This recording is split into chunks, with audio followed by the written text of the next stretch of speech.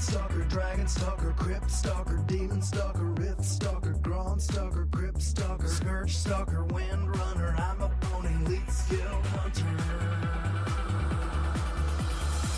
A death dealer, a life stealer, that's just the cost of being awesome. Welcome to episode 234 of the Hunting Party Podcast. I'm Dark Brew from thebrewhall.com and the Brew Hall on Twitter.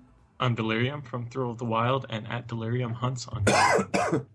And I'm Bendak from Eyes of the Beast, Blizzard Watch, and Bendak WoW on Twitter. Right, today is Sunday, February 21st, 2016, and we are broadcasting live on twitch.tv. You can participate in the live chat room where our lovely moderator, Ali Saunders, is there to take your questions. I'm excited about today's show. Before we dive into that, we do have one quick announcement, and that's just to let everybody know that Artemis Howell has officially left the podcast and World of Warcraft to pursue her interest in esports and Heroes of the Storm. And we just wanted to say thank her for all of her contributions to the show, reviving the WHU, and wish her all the best. But she won't be back here anytime soon. So thank you, Artemis, and best of luck. And now, as I said, we do have a good show here. So we actually take 5 here. I apologize. I've been sick all week, so if I sound ill and am stumbling all about, I apologize. So anyway, like I said, we do have a great show for you today. And joining us this week is someone who I've been waiting since BlizzCon to speak to, and this is going to be Shoot. He's known as @RoboSoloShoot on Twitter. From huntersoloing.com. He is one of the great solo hunters in the game with many notable accomplishments, including taking down current raid bosses such as Tectus. So Shoot, welcome to the Hunting Party Podcast. It's been a long time coming. Hello, thanks for having me on the show. Yeah, no, it's great to have you on here, and had the pleasure of meeting you at BlizzCon, and we talked a little bit about some of your soloing endeavors, which I'm sure many of the listeners are very, very much familiar with, and I thought it'd be fun just to, once we had a good break here, to get you on here and just talk about kind of where hunter soloing stands today, where it is, and what kind of shape it is in terms of the game today, Warlords of Draenor, and I know you're also in the Legion Alpha, so we'll take a look at the Alpha and the Legion and kind of see how things are shaping up for hunter soloing moving forward, But to start, when did you become interested in hunter soloing, and what or who inspired you to start taking this on as a challenge? So I think I want to say it was maybe about 2 years ago. A lot of people remember that Ultraxian at the time was kind of the white whale of soloing. I don't think any hunter had done it. A lot of people could solo just about everything in Dragon Soul, but that was just kind of the blocker that you had to get, an additional person, at least one other person to do. And so I think I was watching a stream of Carabald, who was a really, really good soloist. He got world first 25 Heroic Lich King, and he was like back. He hadn't been back for a while, but he was back for some reason, and he was trying Ultraxian. And he was doing some really interesting strategy where he had a spirit beast and he would dismiss it. He would heal himself first because Ultraxian was a really damage-intensive fight. So he would heal himself with the spirit beast. He would dismiss. He would pull out another spirit beast, and he had 5 spirit beasts in his stable. And so I watched him do this. And I was kind of somebody that did a little bit of soloing. I didn't have a lot of interest in it. But it was always something that I kind of did the easier stuff, and I didn't really do videos of it, and I didn't really theory craft about it or anything like that. But kind of watching him do it, I was like, I think I could probably do that, because he had a 1 or 2% wipe. So I watched him do that, and then I tried to do it, and I got it.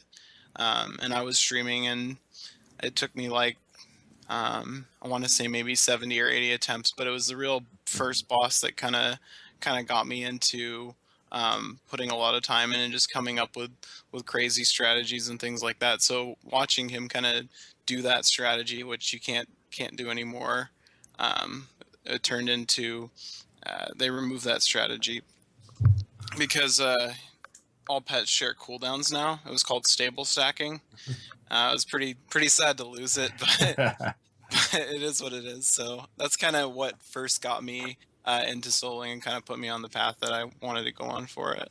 Right. Now, with Double Attraction, as you said, that was one of the Dragon Soul bosses. Now, were you doing that like during 4.3, or was that something you had to take on during Mists of Pandaria? I think it was during Mists of Pandaria. I want to say it was just really, really difficult because the pulsing damage and really not having any means to heal other than bandages and things like that, and also the boss itself hit really, really hard even on a tenacity spec pet.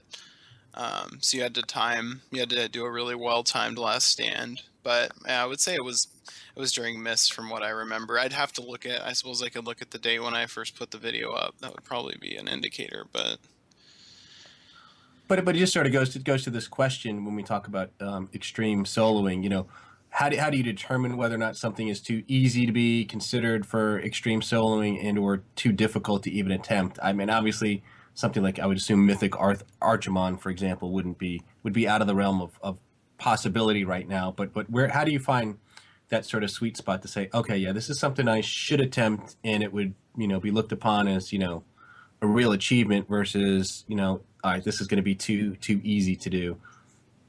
yeah, I mean, there's a couple of things I would say to look at when you're kind of trying to figure out, what's a good fit for you. Because a lot of people, they might not have as much gear. They might have, they might overgear something like you said. So it's kind of tough a lot of the times to figure out what's going to be too tough for you, other than to just go in there and, give it an attempt and see kind of where you're at.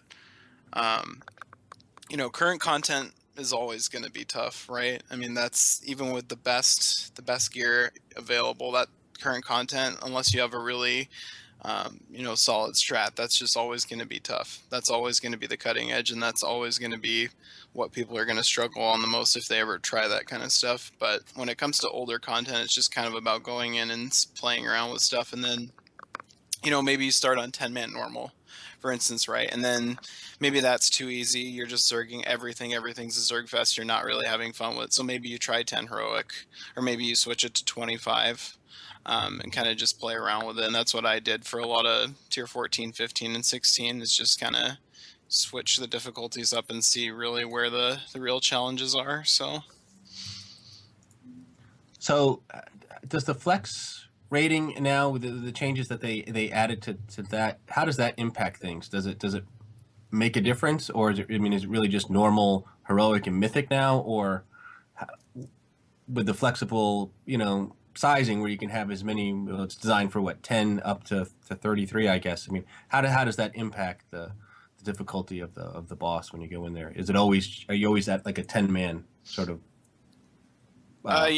yeah, so mode? you're always at a 10-man.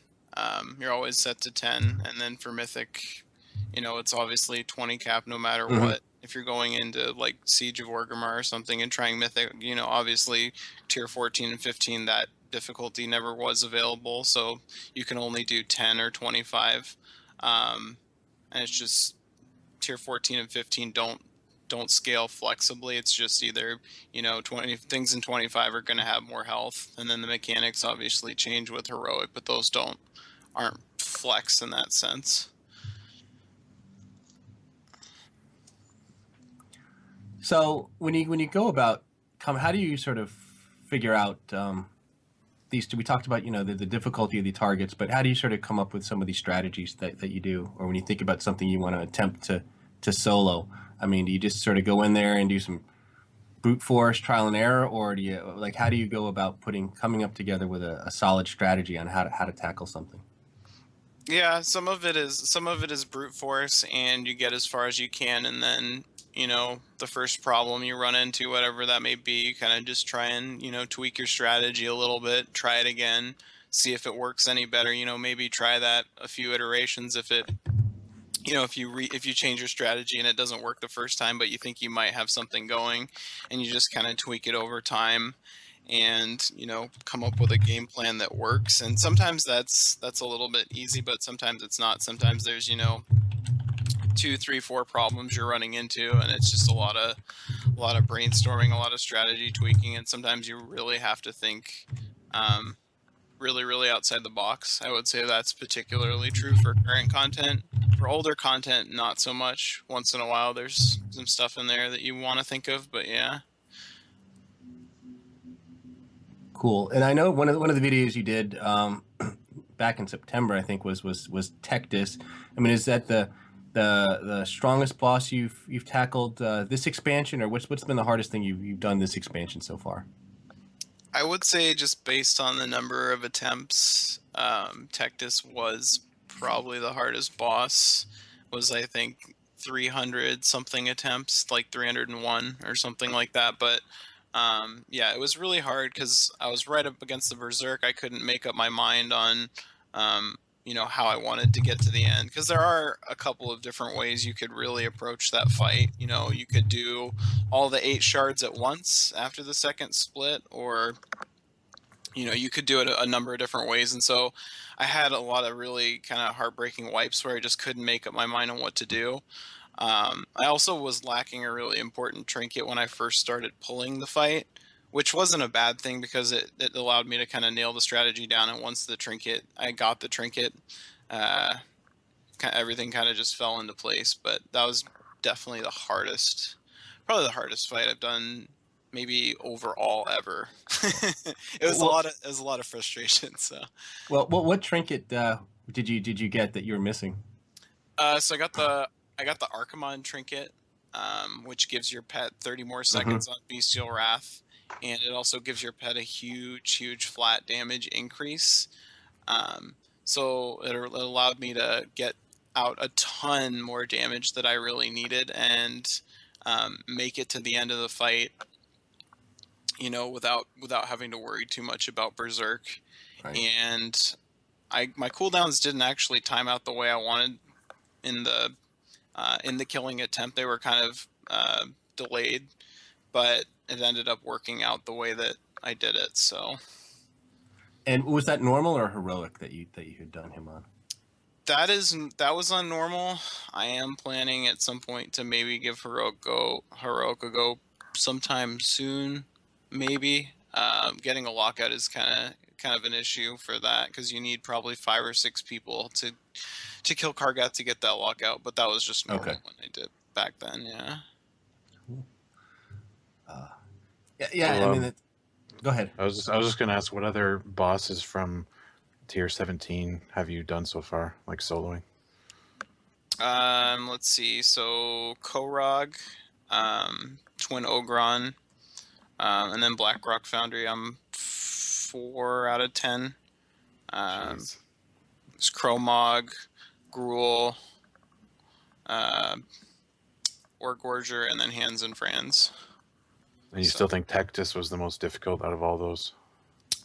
I would say so. Now that I kind of think back on Hans and Franz, it was very frustrating. Cooldown execution on that fight was very strict. So that was definitely probably 100+ attempts as well. Easiest fight, maybe Twin Ogron. I think I did it in like 10 attempts or something like that, just because there wasn't a lot of executional challenges. But yeah.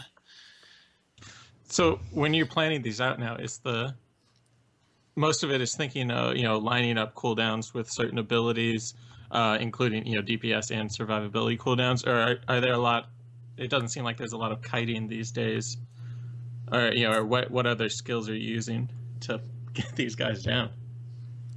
So you're right. There's not a lot of kiting, so a lot of it kind of does boil down to cooldowns. One of the things that I always kind of go by, at least when I think of my cooldowns, is we have 2 cooldowns that are available that we're using a lot of the time with tank pets. So we're using Shell Shield, which is a 50% reduction that has a 12-second uptime on a 1-minute cooldown. So I always go by the logic of we use that really aggressively, and then Last Stand is every 6 minutes. It's a decent cooldown, but since it's only every 6 minutes, I'm kind of sparing with that one. So that's kind of the philosophy I operate on. And then at first, if something is just crushing my pet even using, shell shield or something like that, then I would, just opt to pop both at the start. It is a lot of just figuring out, when do I need to use a cooldown, when's the best time to do this type of stuff. So. Yeah, and I assume the ring kind of gives you an opportunity to skip a couple mechanics that we didn't have at the end of MOP or the end of Dragon Soul or Cataclysm, whatever it was called. Is that coming into a lot of advantages this time, or is it basically just some extra DPS? It is a nice advantage. It's also nice because it nets you a really chunky heal. If you're using, for example, for a couple fights, I could try and think of every fight I've used this for, but I've used Supreme Mark of Doom, the Kazakh trinket, and it gives you a ton of leech. And so there's a few fights where getting a really big ring explosion, that's giving you a ton of healing because that ring explosion counts towards the leech. So that's been kind of useful in a few cases with the ring. Other than that, I can't say the ring has done much for me other than just being that DPS cooldown, like you said. But that's the other thing I can think that the ring has done. Oh, there is one other thing. So it counts as magic damage towards Korog, towards the shield. Oh, And the most important part of beating Korog and the hardest part of beating Korog is getting the shield down so you can get into the phase where you can get that really big shield on yourself. And so that's one other thing I guess that it's pretty nice to have for, because if you didn't have that ring explosion, then you probably would never get to that intermission phase for Korog. But that's really, really niche. right. Or Thing you'd have to start soloing it as survival. That's before I had a lot more gear. That was kind of one of the things I tried, just because survival is basically all magic damage. Right. So I did try that. I just couldn't justify the intermission, so Yeah. it's just too hard to live. So.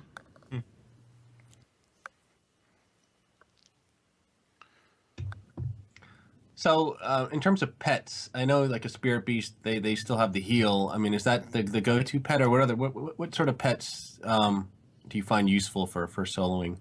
So right now there is the spirit beast, like you said, and then there's the shale spider, which is the other pet that I would recommend using for beast mastery because it gives you 2 buffs. It also gives you, the shell shield versus the regular turtle gives you no buffs, but it has the shell shield, so 2 buffs, no buffs. It's pretty simple to figure out which to take. But those are pretty much the 2 pets. There aren't really any other pets that you use for soloing at this point, just those 2.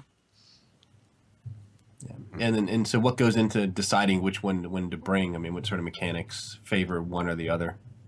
Well, the spirit beast gives you mastery, and the shale spider doesn't.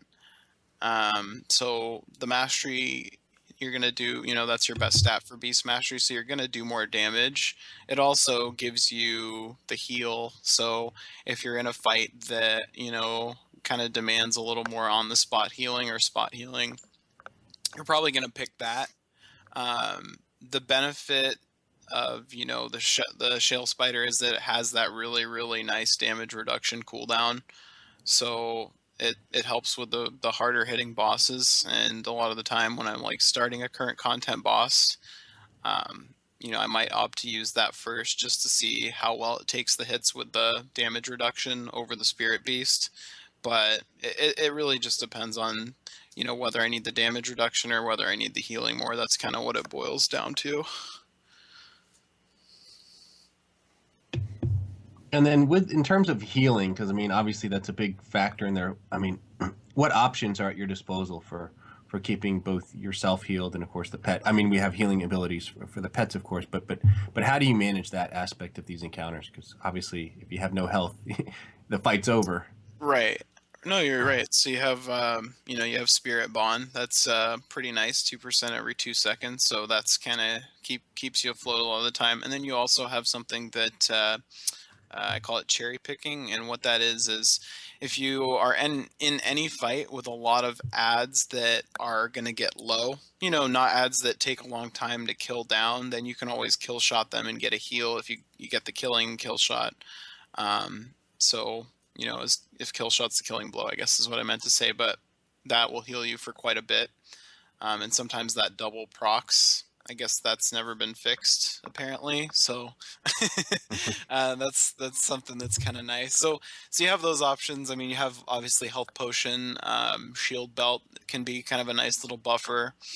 But those are kind of your options: kill shot, shield belt, spirit mend, healing potion. One other thing I guess I forgot to mention is you can heal yourself a little bit more than normal with mend pet, because leech is actually tied to mend pet ticks.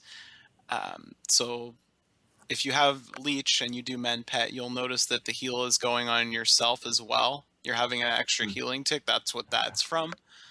So that's one additional way to heal. That's kind of just some little bit of complementary healing. So it's kind of nice, but yeah. So, I mean, you've talked about leech a little bit. So, which leads to this question: what kind of gear is required to solo? And then, are you looking to put together gear with just the highest eye level? Is there a particular tier set bonus that's looks invaluable, or are there some of these tertiary stats like leech and things that you're looking to build a set around, something like that?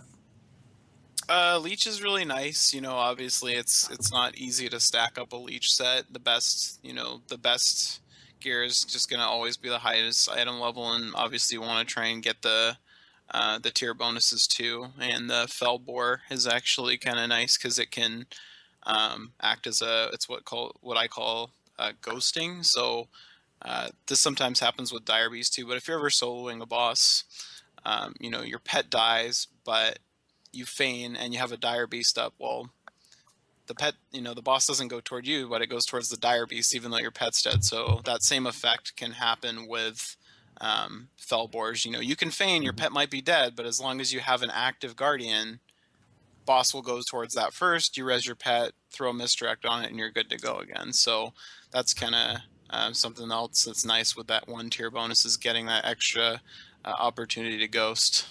But Yeah, that used to be a big part of Snake Trap for me. right. It's just a way to feign death and reset everything without resetting the boss.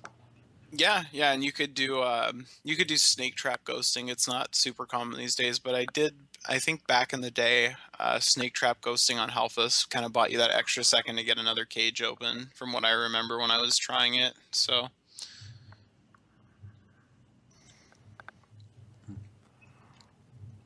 Let's see what else. I mean, that's pretty cool. I mean, I like the idea of.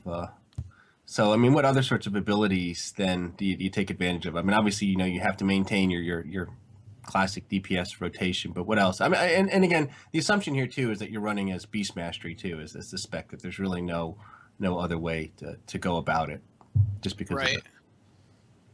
Yeah, I mean, one of the things too is Master's Call. I have a macro that's /pet passive /cast Master's Call.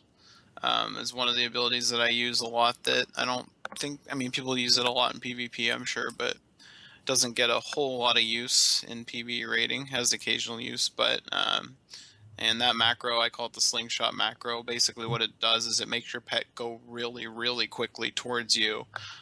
So it's really good for boss positioning for specific stuff like Lei Shen. If the conduit's going to be getting charged and you don't want it to charge, you just slingshot your pet over and you move with your pet over to the next one. So Master's Call is kind of a nice little thing to do that. Just kind of trying to think of some other examples of other abilities that might be kind of, that you wouldn't use in PV rating, that you might use in PV soloing. Yeah, do you do a lot of glyphed trank shot? Or are there any raid mechanics that you can purge? I wouldn't say you use trank shot a lot. My glyphs, most of the time I kind of run with the same glyphs, so I usually go with misdirection, spirit bond, and mend pet. That's kind of just the general glyphs to go with. Unfortunately, the only real benefit I guess you're getting out of the glyph of spirit bond is the actual spirit mend. That's the only benefit you gain, just because percent modifiers don't work the way they used to, so it doesn't give you any benefit with actual spirit bond, just with spirit mend when you're running that glyph. so it just gives you a chunkier spirit mend heal is all. But those 3 glyphs are usually what I run with, and yeah. You're talking about the glyph that, not the mending glyph, the actual one that removes magic effects from your pet.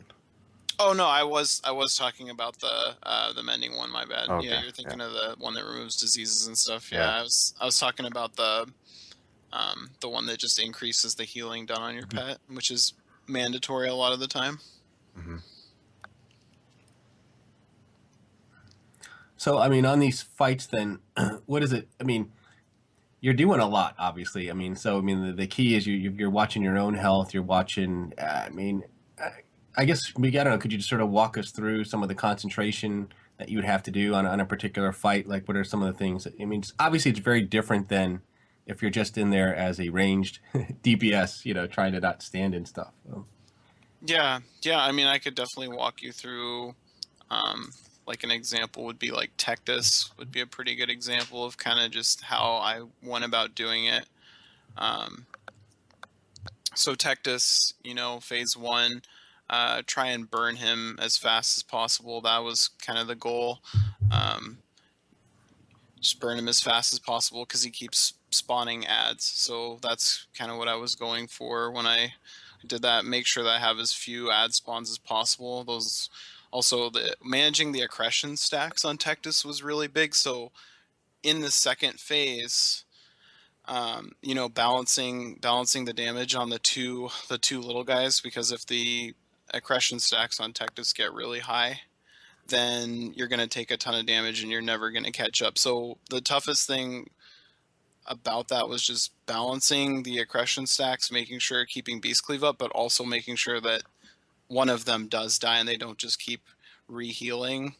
But once the ads are out of the way from the first phase, that's another thing with the first phase that was kind of a tricky thing, is the big ad charging you and just creating all kinds of trouble. Because Tectus, when he's in his first form, he doesn't really hit that hard. But then you have the big ad plus Tectus, the Shadowed Berserker or whatever the big ad's called, that spawns, and that in combination with Tectus just absolutely annihilates your pet. So what I figured out, and I didn't think I was going to be able to do this, I've kind of found it out by accident, is that you can frost trap the big ads. I was always under the impression that you could only do that with the small ads, but you can frost trap the big ad. So I would frost trap the big ad, kill Tectus as much as possible, and then just once I had Bestial Wrath up, just crush that ad in like 2 or 3 hits before it had a chance to do any real damage to my pet and have my pet die. Because having your pet die, especially during a Bestial Wrath, it ruins everything. It just completely makes you lose a ton of damage, especially because if you're using that trinket, then you're losing 45 seconds of Bestial Wrath rather than just the 15 seconds. So that has cost me pulls on bosses, is just losing 1 Bestial Wrath, having my pet die at a really inopportune time. But then anyway, going kind of fast forwarding back to managing the accretion stacks. So last tricky part of Tectus and kind of figuring out what to do was, do I want to try and kill those 2 shards and have them split into 8 shards at once, or do I want to try and deal with 4 shards plus 2 shards? So that was kind of tough to figure out what I wanted to do, but in the end I decided to have 1 split, kill those 4 shards and pop everything including Stampede and just try and tank it as long as possible. And I did have my pet die once, but having your pet die once, in the grand scheme of things, it wasn't that bad. I was able to recover. I just ran away, whereas my pet feigned and everything was back to normal. But that was probably the crux of the fight, is killing those 4 shards. Then once I got over that, killing the second set of 4 shards wasn't a big deal or anything like that. And I actually had a little bit of change in time left before the Berserk. But just kind of thinking about all those little things, each individual phase kind of being different and trying to plan them out.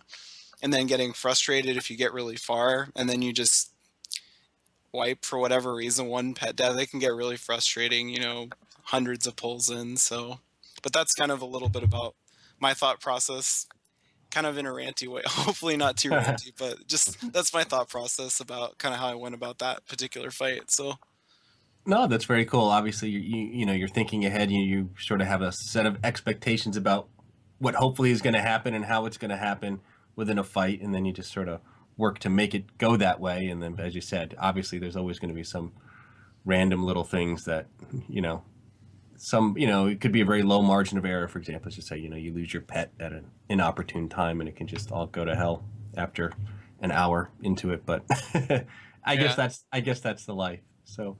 Well, why don't we talk a little bit about some of the changes that are coming in Legion? Because you know you guys are all in the alpha, and since our last show, Beast Mastery is now playable. So so you guys have had a chance to see those changes. So let's take a look at some of the things that are happening and how we can talk about how the impact for what the impact on soloing, extreme soloing looks like moving forward in Legion. But I don't know, Bendek, do you want to talk about some of the changes coming to Dire Beast? Because I think there's some good changes that they're planning for this ability now.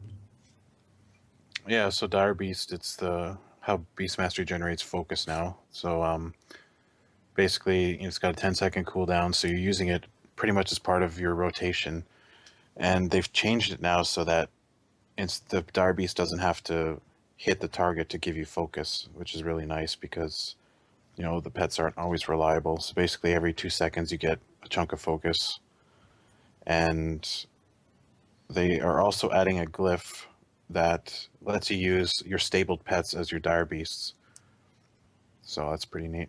That is neat. That's kind of like the well, Stampede glyph. But yeah, that was based off some feedback, I guess, from the community. Although I did read on your blog post, Bendek, that was something that you were asking for, and had actually recommended that exact change for Dire Beast to make it a little bit more customizable. And I think you had recommended they implement a glyph that would basically pull from your stable, which is which it looks like they're going to do. So hopefully maybe they're reading your stuff and listening to your feedback. But I thought that was it's kind of nice to know when you've got on the same wavelength at least of what they're thinking. I thought that was I was impressed. That was cool.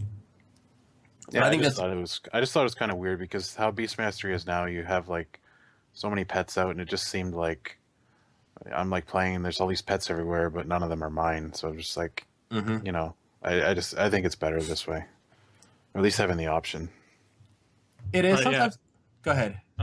It seemed like one of the developers who was working on BM early on, it seemed that was kind of his dream of the class, was that, you know, it'd be just random beasts from the wild wherever you happen to be at that time, which is fine. It's just a different fantasy than I think most Beast Mastery hunters have, and so having the glyph with the option seems like a great in between or compromise. Well, sure, it gives you the option to do either you know, use what you have in your stable and customize it, which I think is great. Or if you know, sometimes I like the random pets because they're, you know, I'll get a pet out by my side that I may have tamed but would normally keep locked away in the stable and never bring out, or one that I just never bothered to tame because I didn't have any room in my stable. So there's something to be said for having, you know, a random beast by your side. I like it at times, but I think this is a great option. Really, we should keep people happy in that regard.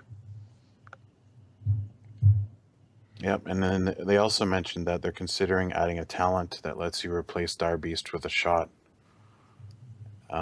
They gave no further details, but I imagine hopefully it's not just a shot that does the exact same thing. Hopefully it's like, you know, a new way to generate focus. Yeah. Because it's kind of pointless just to add a shot that does the same thing.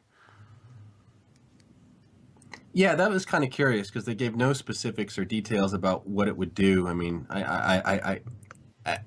and you know, a shot, you know, by itself just seems kind of dull relative to you know, beasts spawning and attacking. So I don't know. Yeah. Plus, there's all these artifact traits and stuff like that that rely on dire beasts or do more damage with dire beasts. So I don't know how they're going to handle that either. You know, unless it's gonna be like a critter cannon shot or something like that. I don't know. It should be like Flintlock's woodchucker, like, you know, but like the AOE version or something, where just like a whole little army of things. But it just seems strange that they would put in a talent to replace this ability, since so much was centered around, as you say, Dire Beast for Beast Mastery. But how is it so far? Does it seem incomplete at this point, or is there enough there to get a sense of how Beast Mastery is shaping up for Legion? Is it looking good? It's incomplete. There's a lot of rough spots. Like a lot of the talents either don't work or not, are obviously not finished. The rotation, it feels a little bare unless you take certain talents like Chimera Shot. It just feels like there's not enough to do. But I'm confident they'll work on that stuff. It's the overall though. Like I mean, I had fun playing it. Like I have fun just going around and literally just throwing a never-ending like stream of beasts at enemies, and it's fun. But there's a lot of technical problems right now. A lot with Haiti too, or Hattie, or however we decided to pronounce it. I don't I know that already we. forgot. Yeah, I'm not sure what we did. Did we say Haiti? I'm not sure, and there probably isn't a pronunciation, but I don't know. You've done the artifact trait quest. Is it voiced over, or is it all just written? It's just written. Just written.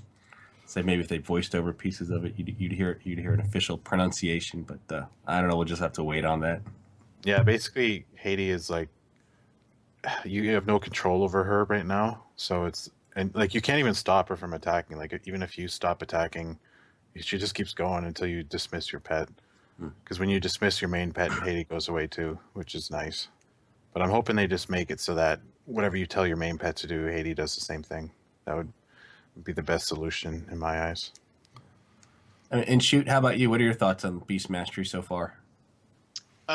It's definitely not complete, like Bendak said. I definitely agree, and a lot of people would definitely say the same thing. Right now, for me, from a solo perspective, it's kind of rough around the edges.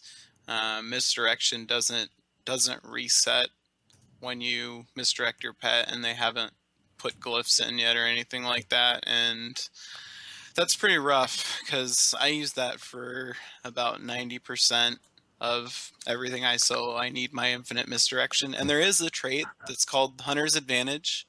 It gives your pet a 35% damage reduction for the duration of the misdirection that you put on it. But the problem with that is that we already have pretty good damage mitigation cooldowns, and I feel like they didn't give you infinite misdirect partially because of that artifact trait. But it could just be partially too because it's very like BM just got released last week or whatever. So, but I'm kind of bummed out that infinite misdirection is not a thing quite yet, because that is really, really big. I would take infinite misdirection over a damage reduction version of misdirection any day. It just makes everything way less complicated. And then Master's Call is gone for some reason. That's kind of rough. I haven't heard anything about that on the forums at all. I haven't seen anybody talk about it or anything like that, but it's just kind of another thing that's annoying to lose. And then there's Men Pet has a cooldown for some odd reason. I don't know why that is, but it just doesn't feel very good to have Men Pet have a cooldown. It's just useful to be able to do it when you want to do it and not when your cooldown tells you to do it. So those are just kind of some of my early observations, but it is very, very early, and there are things that they are going to change, and they changed Dire Beast once already, the way the focus works on it, how much focus it gives back, and like Bendak said, they're planning around, maybe they wanted to hear input on a shot, but I'm not really sure that that's what Beast Mastery needs, and a lot of people, I think, feel the same way about that. I don't think that's what Beast Mastery needs. The Dire Beasts themselves, I don't think there's anything wrong with them. I think they're, it was kind of weird with them just being random, and I think people have a good point about the class fantasy, but at the same time, I don't think they're what's wrong with the spec. The spec just feels kind of empty, really. I mean, picking Chimera Shot, it just feels kind of empty and unfinished. So just some of my thoughts on it. I think there's a few specs that are designed around having downtime, and if you use your downtime well, you do better. You get more damage, more output. And with BM, it seems like you have downtime, but there's no benefit to using it well or to choosing when to use it. It's just kind of part of the rotation, and you're stuck with nothing to do, which I found frustrating at best. Yeah, definitely. So you're just saying that there's a point where just pretty much everything's on cooldown and there's not much else to do at that Yeah, point? or what you have to do would mess up something else if Yeah. you used it. Mm-hmm. Yeah, basically it It's comes like down to focus. all your stuff's on cooldown. You could cast Cobra Shot, but you probably shouldn't, because if you do, then in 2 seconds when kill command's ready, you couldn't use it or something like that. Yeah. So you're kind of left in these weird, like 1 to 3 second periods of time where it's like, do I do anything? Do I not do anything? And it's kind of like, I don't know, maybe they can. I don't know. It's weird. It's because it's not. If you look at like the raw number of abilities between current BM and the new BM, they're about the same, but for some reason it feels like way less. I don't know. Yeah, I heard somebody mention that they felt like they didn't have many buttons as BM, and I felt like compared to MM especially, you really only hit the 3 main buttons. And BM, at least you're hitting more buttons. Yeah, BM they do. There's still a lot of buttons. It's just weird how empty it feels. I guess because a lot of the buttons are like longer cooldowns. Maybe like BM has more DPS cooldowns than the other specs. Like you get 3 cooldowns like up front without even picking talents. You get like that first artifact cooldown, then Beast of Wrath, and Aspect of the Wild. So you just got all these cooldowns, and you got your short cooldowns like Kill Command and Dire Beast, and then Chimera Shot, and it's kind of like whack-a-mole. All these buttons coming off cooldown, you're just hitting them. And then the damage. I mean, there's been. I assume they haven't even just really thought about the damage tuning at all. So I mean, while it's always worth paying attention to, we're not even. I mean, is it clear what the rotation is going to be, or Yeah, not at all. you know what I mean? So, I mean, it always sort of comes down to, I think, like a priority rotation with these specs. But until we see, what the damage output is for any given ability, it's hard to know the exact order in which you should do things. Another thing I want to mention that Shoot brought up was Master's Call. Apparently that is now a survival-only PvP talent. Really? Okay. So, Well- yeah. I mean, that's tough, but at the end of the day, you could still just, I guess, pet passive macro. You just won't have that extra movement in there, which would Right. allow your pet to dodge like a swing or two if you did your slingshot macro correctly. So that's kind of a bummer. But yeah, I think even outside of soloing in normal raiding, to be effective at target swapping, especially when there's a long range or something, yeah, BM hunters need Master's Call to. That's their damage. If they can't, wait 10 seconds for the pet to move. Yeah, So it's I'm good. not sure how you'll get by in a fight that has a lot of priority targets and swapping. I mean, it's a good example of like pet management. Like the original article that Blizzard wrote about the new Beast Mastery was like they want more emphasis on pet management, but they never gave us any tools to do that. They actually took away tools. yeah. So Yeah, I was gonna say everything seems to be on automatic for the most part. I mean, the dire beasts. I mean, you don't really control those. You don't control your stampedes and even the Haiti, or I'll call her Haiti. yeah, Haiti. You said she's just kind of there. Correct. I mean, have you gotten far enough with the artifact traits? I guess you haven't seen everything. Wasn't there one though? Eventually, was going to have her use kill command or Right. Or And Beast Cleave. beast cleave and all that. Has that sort of been implemented, or just not far enough into it to Not to enough. see that? No way to get artifact power enough artifact power to get that yet.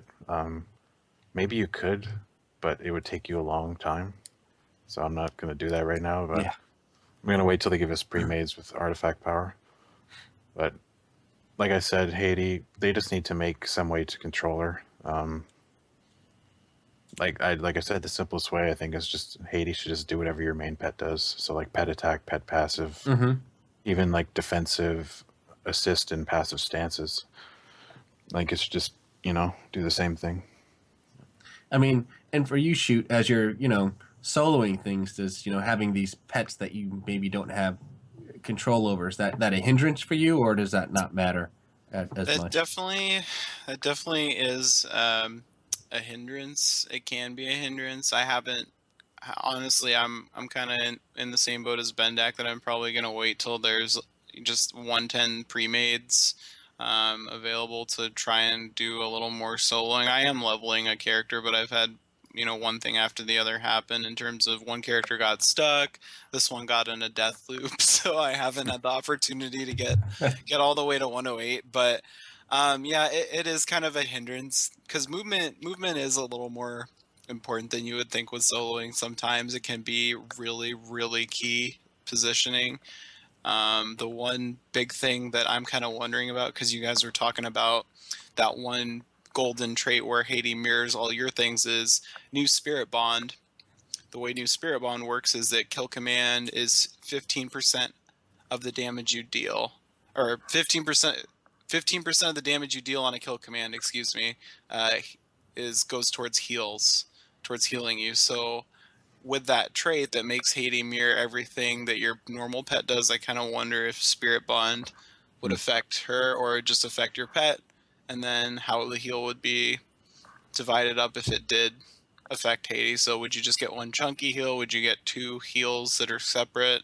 Like how would that work? So that's kind of one of my big questions that I'm curious about, if that even was the case. Yeah, that was a lot of the when they first announced the second pet, or I guess it was data mined actually.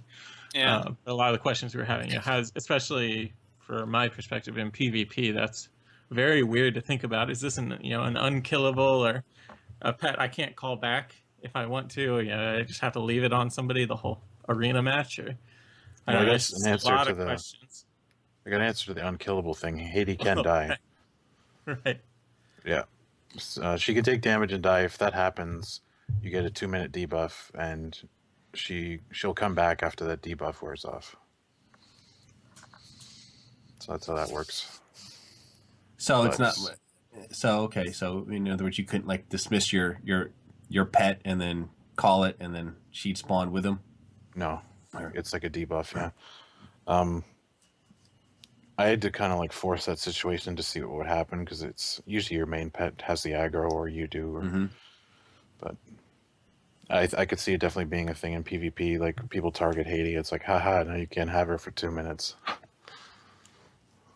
Right, which really, that's been a complaint about GM hunters in PvP for a long time. There's no point in killing the pet because they res in less time than Right. a Yeah. deterrence. So maybe that's a useful thing. I don't know. And going back to healing in general, it's like she mentioned the new Spirit Bond. It's like I really, really miss the old Spirit Bond. Like it's unbelievable how much do you miss that, like once it's gone. Like just even Yeah. leveling. It's like I gotta like sit down and eat. Uh, Like, are you kidding me? I I agree with you there, and we're not gonna have that new spirit bond because it's so far in the artifact tree. We're not gonna be able to have that benefit, you know, when we're leveling. However, just kind of doing some basic thinking about it, there are a lot of abilities that do affect the damage of kill command. And so at a certain point, if you did have a lot of gear, it could be, I mean, it would have to be 6% to be comparable to old Spirit Bond. It would have to be 6% every time you used it, 6% of your total life, because old Spirit Bond is 2% every 2 seconds. So kill right. command's a 6 second cooldown. You'd have to be dealing, you'd have to be getting 6% of your life back, but which sounds like a lot. It probably is. So it's probably not necessarily as good as Old Spirit Bond, but the thing with Old Spirit Bond is that it's always going to be 2% of your total. So no matter how much gear you have, it's always going to be pretty okay versus Mm-hmm. this new Spirit Bond is like way more gear dependent. So if you have really good gear and you have like, you know, a bunch of, you have like 3 of 3 pack leader or 4 of 3 pack leader, which is the flat, kill command increase. And then you throw in some of the legendaries, one of which is, I think Dire Beast reduces the cooldown of kill command by 3 seconds. Yeah, So that's crazy. Yeah. if you think about that, I mean, you could theoretically have some pretty crazy incoming heals, but again, legendaries are probably almost impossible to get based on drop rate. So it's kind of a wishful thinking in a little bit of a sense. Yeah, we haven't talked about those even. Might be worth it. There are like, I saw you posted these a little bit on your site, Bendak. Those legendary items that'll be available throughout throughout Legion, but no details on where you get them. Right? We don't know yet. They just said you can get them from anywhere, like literally anything you do. It's just if you're in harder content, it'll be a higher chance for you to get it. Speaking of Hunter Legendaries, one of the ones from the most recent build is a ring that essentially puts the adaptation talent on a ring. Yep, and then gives you 10% increased damage as well for your pet. Yeah. So it's adaptation rolled into a ring with a 10% damage increase, all just tucked into that ring. That's gonna be pretty much that's gonna be a must-have for soloing. Like that would just be so good if it actually makes it to live like that. But Yeah, I was gonna say. I mean, those items obviously is getting as many of those as you can. mhm. You'd probably want to do that, but I would imagine it's just going to be insanely Smart. impossible to do that. I mean, you would have to expect them to make the drop rates to the point where it wouldn't even be worth farming, right? Or just finding a spot to try and. I'm sure people will, but I Yeah. mean, just which I don't think they want, but because people will sit there and kill anything for any amount of time if there's something cool like that dragon mount in the Veil, for example. Trying to get those little crystal things to something like that. People will do that stuff, and those legendaries look pretty overpowered. So Another one of the Beastmastery ones is when you use Beast of Wrath, you and your pet gain 50 focus. That's a belt. Not as exciting as the other ones, but still pretty cool. right. There's also a helm that when you feign death, you get 20% health healed. And it also says you get 20% health per second while you're feigning death. Yeah, that one's pretty ridiculous Mhm. as well. No way that's real. Yeah, that's just I don't know. That sounds pretty high. 20% a second that you're feign death. Like, I know it's like feign death becomes your super Yeah, heal. I forget who said it, but it's basically you're in a raid, you just go feign death in the fire and top the healing meters. Yeah. Basically unkillable. Oh, another thing, more healing stuff. Glyph of Mending, nowhere to be seen. yeah, yeah, yeah. That's true. They Glyph of Mending's not there anymore. It was supposed to be. I think what it was supposed to be is in the last build there was something called Natural Mending, which was a trait that gave you plus 25% healing on Mend Pet up to 3. And then that's not in the artifact anymore, and now they have that hunter's advantage, so they gave you a damage reduction and they removed that like increased pet healing thing, so that's kind of not so good, but yeah. But I will say the level 100 talent, the aspect of the beast, if you have your pet in tenacity, every time you use kill command you get a I think it's a 15% damage reduction hmm the last 6 seconds. So you pretty much have a constant 15% damage reduction on your pet on top of your already existing cooldowns, which is again kind of leading back to my point why I'll take that infinite misdirection over a damage reduction cooldown misdirection any day, because I don't need that. I already have a 15% damage reduction cooldown up on my pet constantly if I'm tenacity spec. So Right. I mean, now, because without that misdirection, you've got to, throttle your DPS, so to speak, and you really don't want to have to do that. It'd be right. nice just to go all out, know that, all that DPS you're doing is also generating threat for your pet, Yeah. Especially if you're in a fight with a lot of new targets coming in Mhm. and you're trying to all get them to attack your pet, it's just going to be one giant headache. So I'm really hoping a lot of people have mentioned that though, that they don't understand why infinite misdirection isn't a thing anymore. So hopefully it's just the glyphs not being in and it's not them.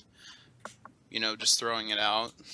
So Well, they'd have to add it in as either like a baseline thing or an artifact yeah, trait, because major glyphs they're not coming back. right. Just the minor ones that are going to be baked in or whatever. So Yeah, the minor ones are all Mhm. cosmetic, so yeah. Well, I'm really holding out for that because yeah, just new targets, any kind of targets really. That it's just going to make soloing a giant headache again if they don't do that. And I mean, there's no chance that survival sort of becomes a viable soloing spec in Legion. Have you looked at it at That's all, or? I have, and that's what I feel kind of awful about in a sense because I've talked to a lot of hunters, and I did talk to some hunters at BlizzCon about this, but like a lot of people don't like soloing in Beast Mastery. They can't stand it, and I'm the kind of guy that I'll just always play whatever is the easiest to do it and whatever makes the most sense. So I'm always going to play Beast Mastery, and it's looking quite obviously like that is if there's any solo spec in Legion, it's going to be Beast Mastery. And the reason I'm kind of feeling bad for the people that don't like to play Beast Mastery is because they're pretty much not going to have a choice anymore unless they severely outgear an encounter. I mean, survival has pretty bad threat, even with flanking strike doing like a 400% threat mechanic to whatever target. It's not there. Marksmanship doesn't have a pet, right? So you pretty much don't Yeah. have a choice but to Mhm. play Beast Mastery. And there's a lot of people nowadays that they don't really like to play Beast Mastery. They can go into like tier 14 or tier 15 and they can solo in survival, right? They can solo in marksmanship. In Legion, you pretty much do not have a choice. Like you either go with a petless spec and you'd have to outgear the encounter severely, or you'd play survival and you'd just have a heck of a time. So yeah, I feel bad for those guys, but Cool. Well, let's talk about some of the new pet families that they introduced or getting ready to introduce anyway. It's always fun, right? They do this every expansion. We seem to get, two or three, and it looks like Legion's no exception here. So, Ben Nick, why don't you talk about this a little bit? yep. So they have started to add new pet families, which is, it seems every expansion we get at least a couple. So the first one is Oxen, which includes shovel tusks from Northrend, those are the guys with the huge horns on their head, yaks from Pandaria, and Muskin from Broken Isles, which are kind of just like yaks. Um, a lot of hunters have been requesting those for a long time, especially Yeah, those shovel tusk things.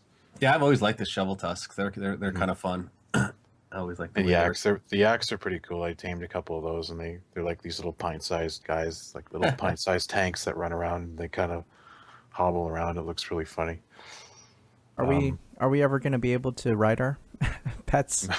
It I hope so. it seems like they're taking these mounts and just making them into pets.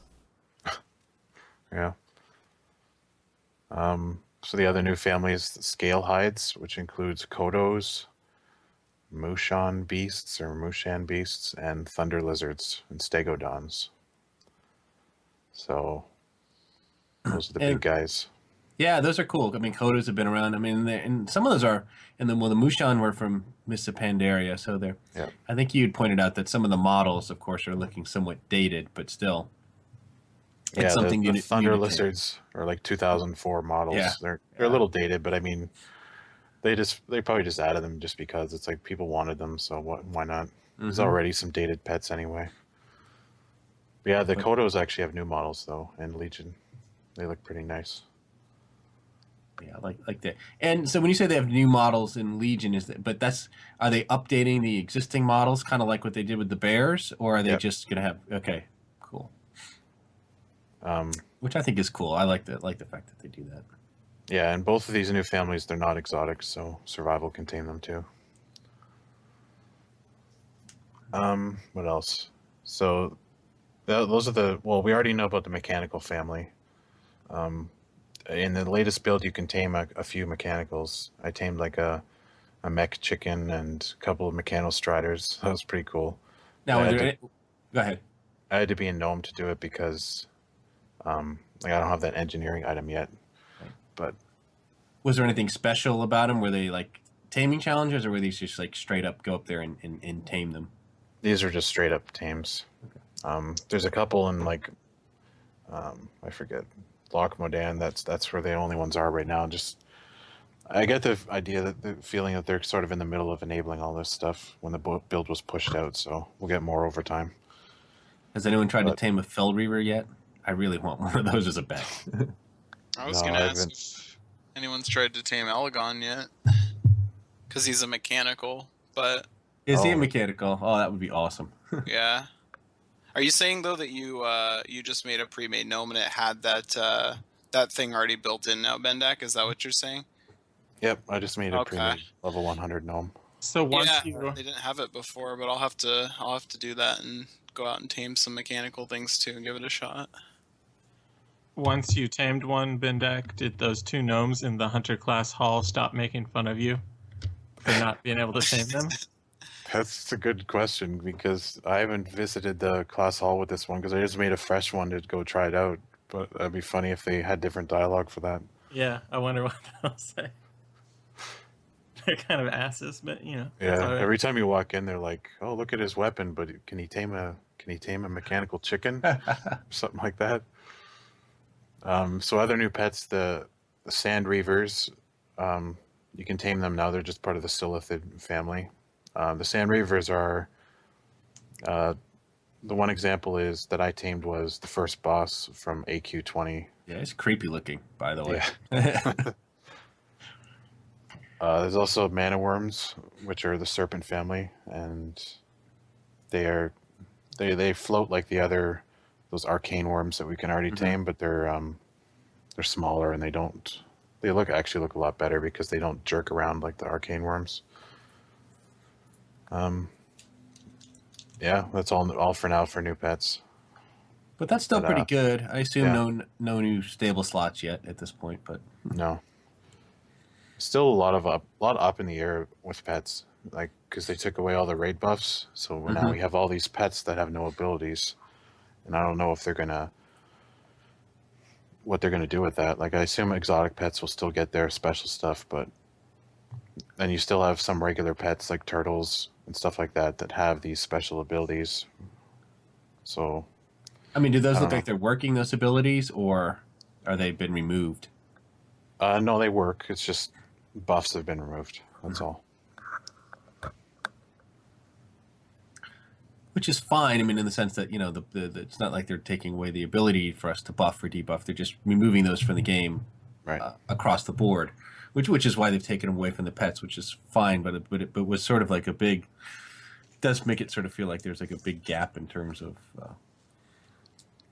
their usefulness, I guess. But I don't know. I guess it's kind of like the way it used to be. So I mean, it wasn't like the pets True. didn't do much other than stand by our side and fight, and they were well. Yeah. I was gonna say they were more cosmetic than anything, but that's not true at all. During Wrath of the Lich King, I mean, they had DPS issues, but I just want them to give him another dance, like the foxes. Yeah. but that's it. I mean, have we seen any tameable moose at all, or they like make them part of the deer Still can't. family or whatever they are, whatever family that is? I mean, they could just lump them in there for the heck of it. Yeah, I think those would be stags. You just can't tame anything on the Broken Isles right now. It's just they haven't enabled it or fixed the bug that prevents it. But it's good. Yeah, I always wonder if it's time to make like the pet stable be more like the mount, storage or something like that. But I think probably the problem with that is there's like a finite number of mounts and things that you can get, whereas pets, I mean, there's no limit. Like I don't know, they have no way of controlling that if they were to make it sort of that sort of interface, just let it grow indefinitely, because you could just, tame the same pet like as many times as you want theoretically. Yeah. So I don't know that they could actually make the interface be like that. Although it would be nice to do it just from the sense so you wouldn't have to visit a stable master to swap out pets that you're carrying around. Yeah, when that new glyph they're making for Dire Beast, like Celestalon said that it pulls beasts from your stable. Like I don't know if he meant your actual stable or like your other 4 active pets that you have on you. Like if it's from your stable, that's pretty crazy because like every time you cast Dire Beast, it'd be like a new beast. Yeah. Yeah, I would think it would be your active stable, but that's a good question. I mean, the stable masters seem to be more prevalent this time around. I mean, it was fine. I didn't have a problem with it in Mists of Pandaria, but with this expansion, it was just like very hard to find one. Not that it mattered a whole lot because we played so much time as marksmanship with Lone Wolf, but still. Yeah, I haven't paid much attention. I mean, there's one in the Hunter class also. I guess that's all that matters. They could easily resolve it with like a guild chest summon type spell, like summon a local stable master or something like that on a 5-minute cooldown. Wish they would do that, actually. I thought we had something like that at one point in Wrath of the Lich King. Yeah, you're right. What was that called? I can't remember, but I think it pretty much gave. And again, it was a much smaller stable and everything at that point, but I'm pretty sure we had some sort of ability. I forget what it is off the top of my head, but. Are you sure? Because in Wrath, I thought that's when we were limited to like 3 pets. Or 3 or 4 pets. Mm. Remember that? Yeah, I'm just trying to think. Oh, another thing pet-wise is the new Stampede is totally different. So what did they change there? That's a good... Yeah, basically now question. it just summons random beasts and they charge forward. So you kind of get waves of charges. Yeah. And they hit anything in their path. So it's sort of AoE, but it only lasts for about 10 seconds instead of 40 seconds. And it doesn't use your own pets. It's just, it looks cool, but I don't know. What do you think of it, Shoot? Yeah, I mean, it looks cool, like you said. It doesn't. It probably has even less functionality though from a solo perspective than it did before, because it used to kind of function as a kind of like a taunt, and then they nerfed it a little bit more, and it still kind of would work like a taunt. They're still guardians, although they're temporary guardians, and now I honestly haven't used it. Like I've seen a video of how it works, and I'm pretty sure those aren't guardians. Those are just things that, charge from the outside and just do some damage. So It's more like a Murder of Crows. more like, yeah, exactly. So, but I've been using, for leveling at least, I've been using that Killer Cobra talent on that tier instead of Stampede or Aspect of the Beast. So Yeah, that talent's pretty OP right now. It feels yeah. pretty OP. For soloing, I might even use it, because if it resets your kill command, and kill command is healing you with Spirit Bond, and then God. you're also, if you have that legendary, so you're having tons and tons of kill commands, like 3-second kill commands at the most, with consecutive kill commands at the best, healing you for just chunks of heals, that would be pretty insane. So either of those might end up being pretty good.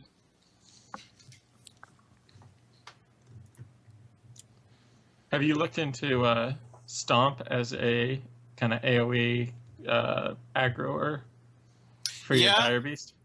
Yeah, I've played around with it a little bit. I really need to get that character up to... My plan is to get a character up to at least 108 and maybe go back to like Pandaria and just see kind of how the functionality of Beast Mastery is right now versus kind of where it's at on live, and kind of just try and make a good comparison. But I haven't.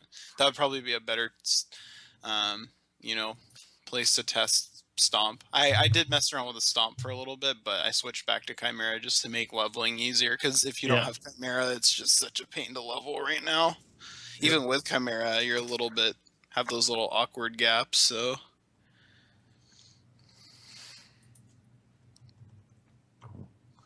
Well, we're a little bit over an hour here, and I need to get going myself. But if you guys want to continue and talk about Legion and things, kind of like on a post-show basis, that's fine. I think it'd be fine. But other than that, maybe we should wrap it up here and call this one a day. By the way, that ability was called stabled pet. That's all that Delirium was pinging me about all the typing I was doing, and I was trying to look that up because it was bugging me. But that's what it is. Because back in Wrath of the Lich King, you could only have one pet kind of active at any given time, and this just allowed you to pull your stable interface and then bring a pet out of the stable, and then it had like a 5-minute cooldown. So, in a sense, it became unnecessary when they allowed us to have 5 active pets. But we used to back then. You only had one active pet, and it was a wolf. So, not too different from what it'll be, I guess, if you're a Beast Mastery hunter. But I think that would be kind of a neat thing if you could actually call that stable while you're out and about now. Anyway. All right. On that note, you have been listening to episode 234 of the Hunting Party Podcast. I'm Dark Brew from thebrewhall.com and the Brew Hall on Twitter.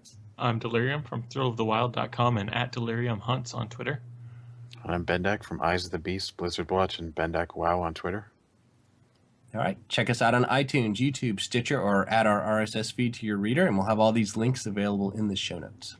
If you have a question or a topic you would like us to announce on the show, email us at huntingpartypodcast@gmail.com or send us a tweet at huntingpartypod. All right. Stay thirsty, my friends, and remember to drink your Dark Brew Lager. Siempre está la emoción de lo salvaje. Keep your eyes on the beast. All right. And thank you, Shoot, for coming on and talking about extreme soloing in World of Warcraft. We really appreciate it and really enjoyed that today. Yeah, I appreciate you guys having me on. Thanks for having me. Yeah. So if folks out there want to know more about extreme soloing, where can they go to learn that from you? Where can they find out more about how to do that? So you can check out my website. It's just huntersoloing.com. Very original, I know. But you can check that out. I'm probably going to have a guide for Legion probably coming up as soon as there's a lot more concrete data and Beast Mastery is a little more complete. And then guides are up right now for just about everything. And there's kind of a general guide there as well if you're kind of just starting out with soloing. Lots of good information. So definitely check out huntersoloing.com. So yeah. Cool. Awesome. Well, Thanks a lot, man. Yeah, thanks. Yeah, that was great, and we'll put links to those sites in our show notes as well. So definitely enjoyed that, and we'll get you on again maybe as we get closer to Legion, get some more insight, and certainly once Legion starts, love to hear from you and see what kind of new challenges you're able to tackle in the next expansion. Oh yeah, it's gonna be good for sure. Cool. For Azeroth. Thanks, Ollie. A little late. Thank you. No, that Well, was you guys were good. talking, so what was I supposed to do? Your timing was great, though. You just You just patiently gotta shout waited, it and over she Dark fitted Brew. in at the perfect time there. Well done. Life stealer, that's just the cost of being awesome sauce. A dues payer, a boss slayer. I rock out with my lockout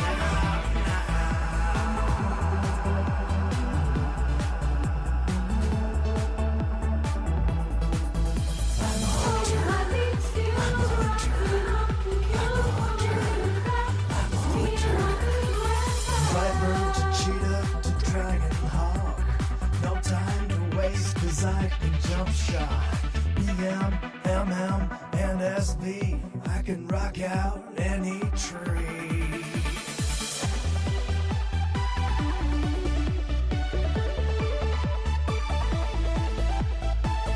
Never worried about my threat, cause I've got FD and misdirect. Catching loose mobs in my traps. I never miss, cause I am hit capped.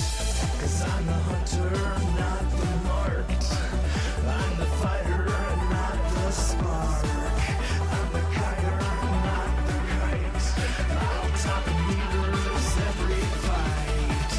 Raiding and cave dealing death. Just me, my gun, and my trusty bed.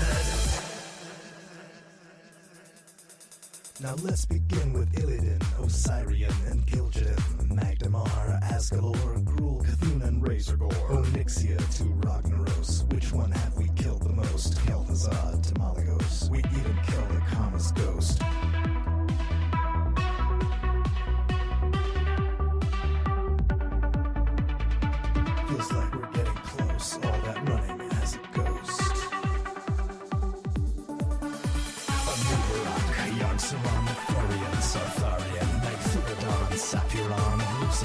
Sulfuron, Archivon,